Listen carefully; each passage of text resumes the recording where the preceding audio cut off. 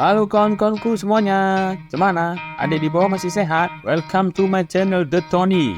Melanjutkan kembali anime Kaiju number 8 yang semakin mengkaijukan karena Kafka Hibino mulai berani tampil dengan wujud kaijunya. Bagi kalian yang belum nonton anime ini dapat berkunjung di playlist pada channel ini ya. Baiklah, tanpa banyak bercicit-cicit di awal, inilah dia Kaiju number 8.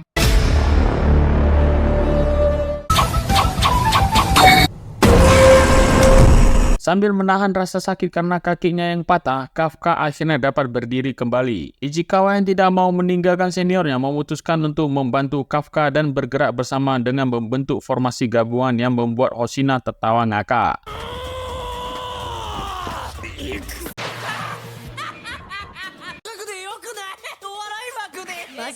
Sambil menggendong Kafka, Ichikawa menuju medan tempur untuk membantu peserta lainnya menyerang. Di sisi lain terlihat Shinomiya menghabisi para Yoju dengan sangat cepat. Bahkan peserta lain tidak sempat membunuh Yoju tersebut sudah dihabisi oleh Shinomiya.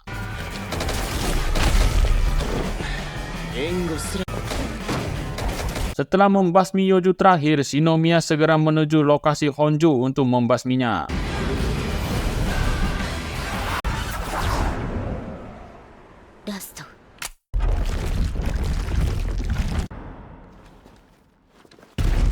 Walaupun Honju lebih besar daripada Yoju, Shinomiya dapat membasmi Honju dengan sangat mudah. Para pengawas yang melihat kehebatan Shinomiya tidak menyangka evaluasi final akan diselesaikan secepat ini. Kafka merasa kesal karena sudah bersusah payah bangkit untuk membantu yang lainnya, malah sudah selesai aja evaluasinya. Di ruang pengawasan, Mina dan Hoshina juga kagum melihat kehebatan Shinomiya yang mampu menyelesaikan evaluasi dengan sangat cepat. Hoshina menjelaskan seharusnya ada 30 peserta yang akan dieliminasi. Namun dikarenakan adanya Shinomiya membuat mereka semua lolos dan peserta lain yang luka juga sedikit. Hoshina juga mengatakan dengan ini sudah pasti Shinomiya akan langsung menjadi pasukan pertahanan. Scene berpindah di mana Kafka dan Ichikawa berbaring di bawah karena kelelahan. Mereka dua juga mengakui bahwa Shinomiya adalah peserta hebat yang telah membuat Kafka malu sejak awal. Serta berkat Shinomiya jugalah Kafka dapat bertahan sampai akhir. Saat Shinomiya akan pulang, tiba-tiba muncul seekor kaiju yang memiliki postur layaknya manusia. Saat itu pula kaiju tersebut langsung menembak Shinomiya sehingga membuatnya terluka dan tersungkur.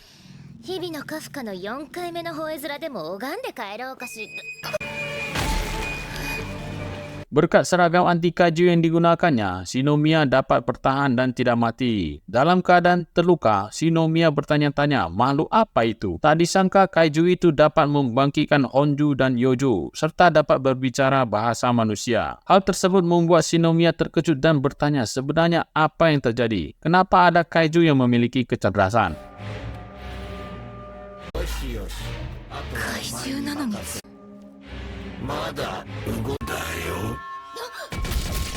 Dengan tekad tidak mau menyerah, Shinomiya berdiri dan akan menembak kaiju tersebut. Namun sayangnya, kaiju tersebut menembak Shinomiya terlebih dahulu dan membuatnya mendapatkan luka yang parah. Setelah membangkitkan para monster, kaiju itu langsung pergi. Saat itu juga, ruang pengawasan menerima sinyal dari seragam Shinomiya yang menandakan vital tidak normal, serta terlihat dari hasil rekaman drone yang menunjukkan para Yoju bangkit kembali, serta kekuatan Honju meningkat mencapai 6.4. Melihat kondisi semakin darurat, terpaksa Mina dan Hoshina turun ke lapangan untuk menghadapi Honju tersebut. Dan karena terjadinya situasi darurat, para peserta terpaksa dievaluasi ke tempat terdekat. Sementara itu, tampak Shinomiya sedang berusaha bangkit menghadapi Honju. Dia berpikir jika tidak ada yang menghentikan makhluk tersebut, pasti akan ada korban jiwa. Berkat seragam yang digunakan Shinomiya, pendarahannya dapat berhenti dan dia merasa masih sanggup menghadapi Honju tersebut. Sayangnya ketika dia sudah bersiap untuk menembak, malah dia langsung ditampol oleh Honju dan terhempas ke tembok.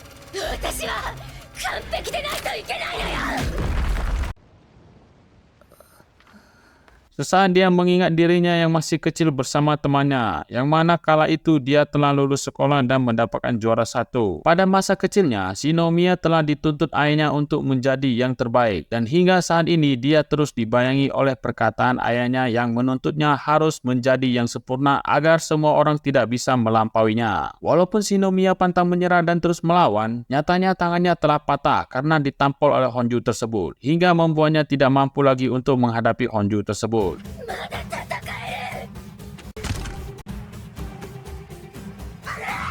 Sementara itu, Okonogi yang memantau menggunakan drone menjelaskan tanda bahaya kepada Mina dan Hoshina yang sedang berlari menuju lokasi, bahwa tanduk Honju yang sudah terpotong sebelumnya tumbuh kembali, yang mana tanduk tersebut dapat menembakkan energi yang sangat kuat. Sedangkan Shinomiya yang sudah tak berdaya harus pasrah dengan keadaannya saat ini. Namun tak disangka, kali ini Kafka yang datang menolongnya, serta berubah menjadi kaiju.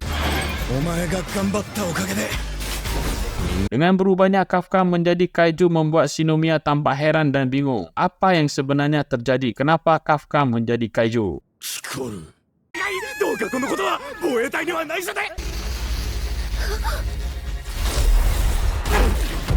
Saat itu juga, Kafka memohon pada Shinomiya Kikoru untuk tidak memberitahukan wujudnya kepada pasukan pertahanan. Scene berpindah di ruang pengawasan yang mana saat itu Okonogi menjelaskan pada Mina dan Hoshina yang masih berlari menuju lokasi bahwa adanya kemunculan kaiju lain di dekat Honju. Karena ledakan energi yang ditangkis Kafka, sinyal drone jadi kacau dan tidak dapat menyiarkan lokasi kejadian dengan jelas. Tidak hanya itu, Okonogi dikejutkan dengan kekuatan kaiju yang mencapai 9.8. Hoshina yang mendengarkan informasi itu tidak percaya dan menganggap bahwa itu adalah ledakan yang membuat instrumen menjadi rusak. Sambil berlari, dia juga menjelaskan kekuatan seperti itu hanya ada pada Daikaiju yang bersejarah. Kembali ke Kafka, karena situasi semakin genting, dia harus segera menghabisi Honju tersebut dengan sekali pukulan menggunakan kekuatan terbaiknya.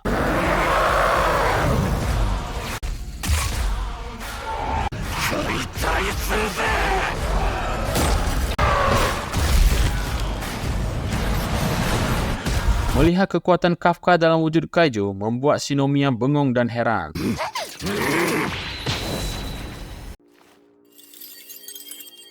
Tak lama Ichikawa datang dan memukul Kafka karena menggunakan wujud kaijunya di depan umum.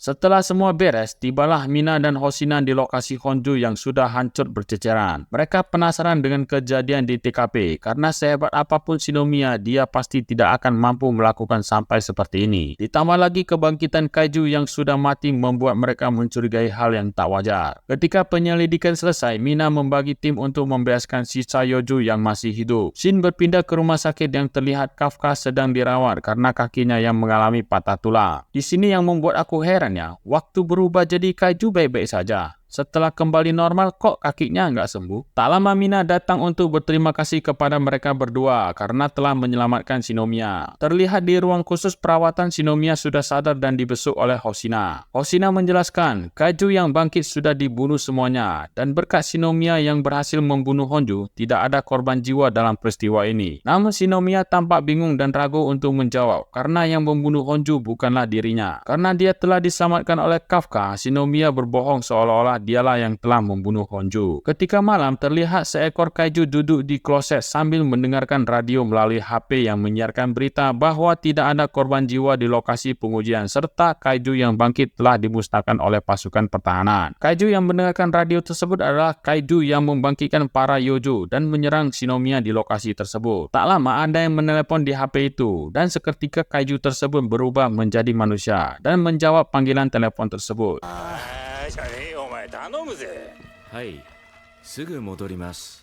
Ternyata kaiju humanoid yang ada di dalam toilet tersebut merupakan anggota baru di tim pembersih jasad kaiju.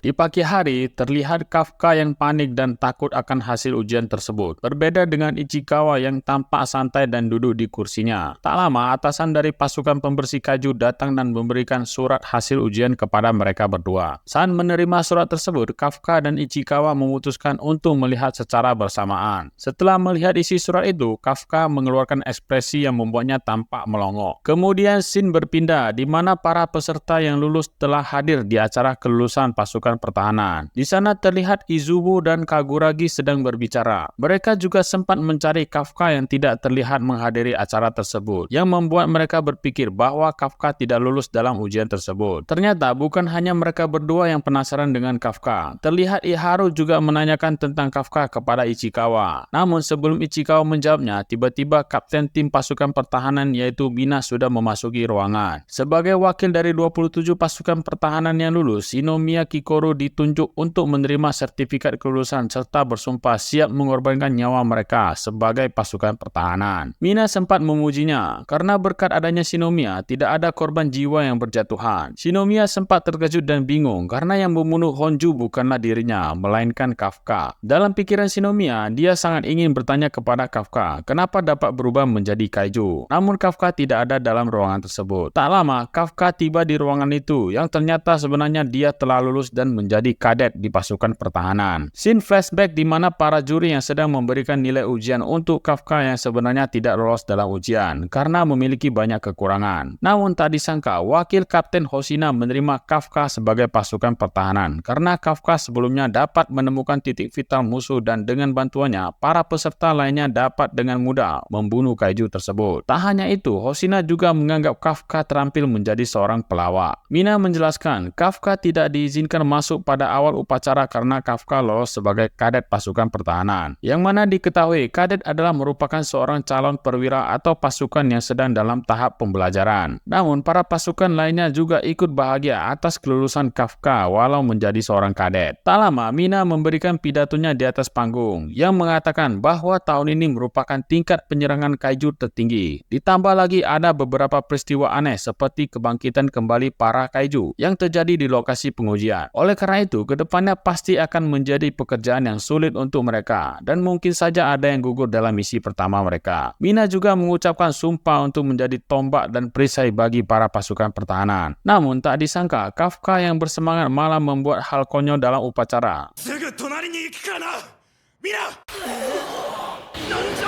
Sehingga membuat semua orang pada kaget mendengarnya, serta membuat Hoshina tertawa ngakak. Atas perbuatannya yang konyol, Kafka mendapatkan hukuman push-up sebanyak 100 kali. Di lain sisi, Hoshina juga merasa curiga kepada Kafka karena pada saat adanya kekuatan kaiju yang mencapai 9.8, secara bersamaan tanda vital seseorang yang menggunakan seragam anti kaiju menghilang. Jadi, Hoshina menganggap bahwa Kafka adalah orang yang aneh. Setelah menyelesaikan 100 kali push-up, Shinomiya mengajak Kafka untuk berbicara di sebuah kafe bersama Ichikawa. Di sini, Kafka menceritakan setelah memakan kaiju, dia dapat berubah menjadi kaiju juga. Pernyataan Kafka membuat Shinomiya terkejut setelah mendengarnya. Kafka juga menyatakan kalau dia ingin memberitahu kepada pasukan pertahanan mengenai kondisinya saat ini. Shinomiya mengatakan hal itu tidak mungkin karena jika Kafka mengatakan hal tersebut, dia pasti akan diperiksa dan dijadikan objek penelitian. Dengan begitu, karir menjadi pasukan pertahanan akan berakhir. Kafka juga meminta Shinomiya untuk tidak menceritakan hal tersebut kepada siapapun. Tak disangka, Shinomiya bersedia merahasiakan kondisi Kafka. Sebagai gantinya, apabila Kafka menyakiti manusia, maka Shinomiya akan langsung membunuhnya. Scene berpindah di mana Ichikawa sedang menjalankan latihan tembak dengan pasukan lainnya.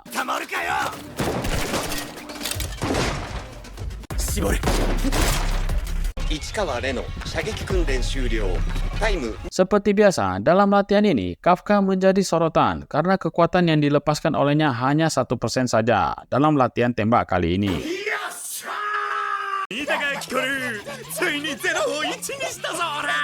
Hoshina juga menjelaskan kepada Kafka, jika kekuatannya hanya segitu, dalam 3 bulan dia akan dipecat dari pasukan pertahanan. Setelah menjalankan latihan berat hari ini, mereka semua pergi ke sauna untuk berendam dan menghilangkan rasa lelah. Sambil berendam, Iharu menanyakan kepada semua orang yang ada di sana tentang alasan kenapa memilih untuk masuk ke pasukan pertahanan. Semua orang yang berada di sana saat ini ternyata memiliki alasan yang sama, yaitu karena terinspirasi dari Ashiro Mina yang membuat mereka rela masuk ke pasukan pertahanan.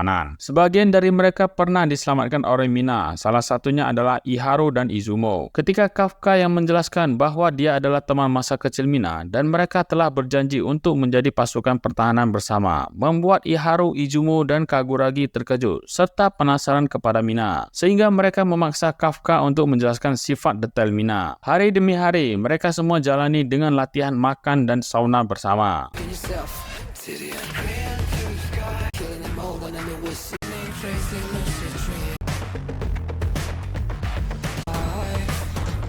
Di saat semua orang tertidur, Kafka sedang berusaha belajar sesuatu. Kemudian dia dihampiri oleh Hosina yang mengetahui percakapan mereka saat di pemandian. Yang mana Kafka kini berusaha keras adalah agar bisa berjuang bersama Mina. Dengan perkataan Kafka, membuat Hosina merasa kalau Kafka akan merebut posisi wakil kapten darinya. Walau Hosina terlihat santai, namun nyatanya dia kesal dengan perkataan Kafka, sampai mengatakan bahwa posisi wakil kapten tidak akan dia berikan kepada Kafka. Hosina juga memperingati Kafka untuk tidak terlalu dekat dengan petugas lainnya, karena dalam bidang yang mereka jalani saat ini, sudah sewajarnya apabila salah satu dari mereka bisa mati. Tak lama, terdengar suara peringatan kaiju yang telah muncul, sehingga membuat pasukan yang tertidur menjadi terbangun dan harus bergegas untuk menjalankan misi pertama mereka.